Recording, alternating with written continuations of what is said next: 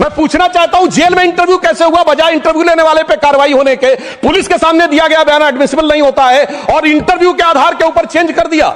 जबकि David Coleman Headley की तीसरी पत्नी फौजिया का अमेरिका में दिया इंटरव्यू है जिसमें सीधे सीधे उसने कहा कि यह पाकिस्तान का इन्वॉल्वमेंट था। दूसरा उदाहरण देना चाहता हूं, इशरत जहां केस। यह दुनिया के इतिहास में इन्वेस्टिगेटिव एजेंसी में एक अद्भुत उदाहरण होगा कि पहले भारत की आईबी और सीबीआई दोनों कह रही थी कि इशरत जहां आतंकवादी है, फिर अचानक सीबीआई ने स्टैंड चेंज कर दिया और कहा वह आतंकवादी नहीं है। मगर सभापति महोदय, आईबी चीफ कहते रहे कि वह आतंकवादी है। यानी ऐसा विचित्र उदाहरण था कि एक ही सरकार की दो एजेंसी एक दूसरे के खिलाफ बोल रही थी और जब हमारी सरकार आई और वह हलफनामा बदलने का आधार पूछा गया तो सभापति महोदय फाइल गायब थी। यह दर्शाता है कि सिक्योरिटी का किस प्रकार से मजाक उड़ाया गया। 26/11 का हमला हाफिज सईद ने कराया, यह इनकी सरकार मानती थी, मगर हमारे कई सम्मानित नेता उस तरह बैठे जो कहते थे आरएसएस ने कराया। सिक्योरिटी का जिस प्रकार का मजाक इनकी सरकार में उड़ाया गया है, यह दर्शाता है कि वो सिक्योरिटी किस प्रकार की थी। मुझे समझ में नहीं आ रहा था कि वो लोग जो अपने जमाने में क्या कहते थे कि इशरत जहां बेटी है, याकूब मेनन की जुडिशियल किलिंग हुई है, अफजल हालात का मारा है, जाकिर नायक शांति का मसीहा है, ओसामा जी हैं, हाफिज साहब हैं, इस हालात के बाद क्या होना था? मैं पूछना चाहता हूं, ये डर के बोल रहे थे या प्रेम से बोल रहे थे? या आपकी मोहब्बत की दुकान के सरमाएदार थे या मोहब्बत की दुकान के खरीदार थे? और मैं सिर्फ अब दो स्टेटमेंट कोट करना चाहूंगा उस सरकार की हालत के लिए। 20 जनवरी 2013 को तत्कालीन गृह मंत्री सुशील कुमार शिंदे जी ने जयपुर में वक्तव्य दिया कि आरएसएस के कैंप्स में टेरर ट्रेनिंग की जाती है और जब सुषमा स्वराज जी ने आके सदन में पूछा, गृह मंत्री ने अपना बयान वापस ले लिया। सोचिए, इस प्रकार का मजाक भारत की सुरक्षा के साथ कभी सुनाई नहीं पड़ता। और 14 जुलाई 2011 को कांग्रेस के एक चिर युवा नेता जो चिर क्रोधित और चिर आक्रोशित रहते हैं, उन्होंने एक वक्तव्य दिया था, but terrorism is something that is impossible to stop all the time. यानी हमेशा के लिए आतंकवाद को रोकना मुमकिन नहीं है। सभापति महोदय, जिस सरकार का चाल चलन ऐसा था उसके हालात में रोकना मुमकिन नहीं था, पर आज मोदी जी की सरकार है तो मोदी है तो मुमकिन है, वो हमने करके दिखाया। मैं दूसरा बताना चाहता हूं उदाहरण। एक दौर था जिस जमाने में 26/11 हमले के बाद से पहले 2007 में आंतरिक सुरक्षा के लिए नीति क्या थी? हवाना में जाके यह कहा कि पाकिस्तान आतंकवाद से पीड़ित देश है। यह भारत सरकार का ऑफिशियल स्टेटमेंट था। 26/11 के हमले के केवल 9 महीने बाद जुलाई 2009 में शर्म शेख में ज्वाइंट डिक्लेरेशन में बलूचिस्तान का उल्लेख आया और यह कहा गया टेरर के अटैक से टॉक्स प्रभावित नहीं होंगी। मगर सभापति महोदय, जो हमारी सरकार आई तो हमने कहा टेरर के साथ टॉक्स नहीं होंगी। और जब से मोदी जी की सरकार आई है, हमने इस बात को बिल्कुल साफ साफ कर दिया है और इसीलिए पिछले 11 साल ऐसे जब कोई औपचारिक द्विपक्षीय वार्ता नहीं हुई। सभापति महोदय, क्योंकि जब से हमारे गृह मंत्री जी आए हैं, हालात में जानते क्या बदलाव आया है?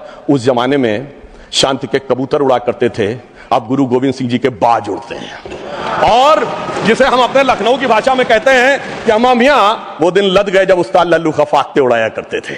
और अब वो बदलाव ये देखने को मिला है। ये लोग तो वो हैं सभापति महोदय जिन्हें भारत इतना कमजोर चाहिए था, किसी संसद भवन की छत के ऊपर जो शेर बने हैं उसके लिए लोग गए थे कोर्ट में कि शेर ज्यादा आक्रामक दिख रहे हैं। यानी इन्हें शेर बिल्ली जैसे चाहिए थे, बिल्ली जैसे नहीं, भीगी बिल्ली जैसे चाहिए थे। परंतु शायद ये भूल गए कि हमारे प्रधानमंत्री जी और गृह मंत्री जी गुरु गोविंद सिंह जी से भी प्रेरणा लेते हैं, शिवाजी महाराज से भी प्रेरणा लेते हैं, महाराणा प्रताप से भी प्रेरणा लेते हैं। और उनकी तरफ से हमारी नीति के लिए कहना चाहूंगा कि मन में है धैर्य और तन में प्रचंड शौर्य, बन चंद्रगुप्त मौर्य प्रलय बचाएंगे। और महाराणा और शिवा की संतति कहाते हम शीश कट जाए भले झुकने ना पाएंगे। और बार बार छेड़िए ना भारत स्वाभिमान को, अन्यथा बाद में बहुत पछताएंगे। सौगंध मां भवानी की उठेगी ललकार जब आपके घरों पे चील कौवे मंडराएंगे। और ये आपने देखा, ये बालाकोट में भी दिखा, ये सर्जिकल स्ट्राइक में भी दिखा। तब हमारे विरोधी क्या कहते थे? आदमी मरे थे कि कौवे मरे थे, पेड़ गिरी थी कि बिल्डिंग गिरी थी। इस प्रकार के मजाकिया बात करने वाले लोगों को मैं बताना चाहता हूं कि भारत की व्यवस्था, अभी एक विषय का उल्लेख आया हमारे साथी ने, मैं एक बात पूछना चाहता हूं। वोटर डुप्लीकेशन की बात हमारे विरोधी उठाते हैं।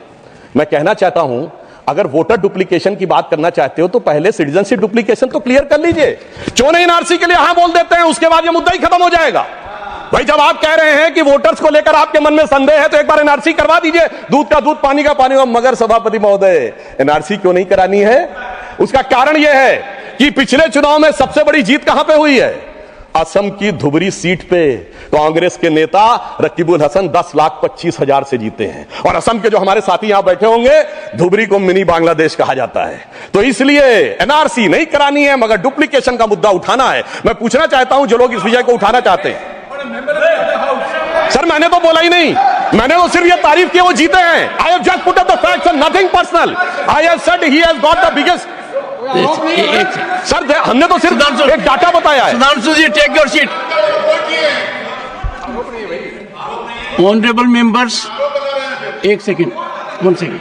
Honorable members, my very extensive ruling is there that this House, the Council of States, is well within its rights to discuss conduct of any person, including member of that House.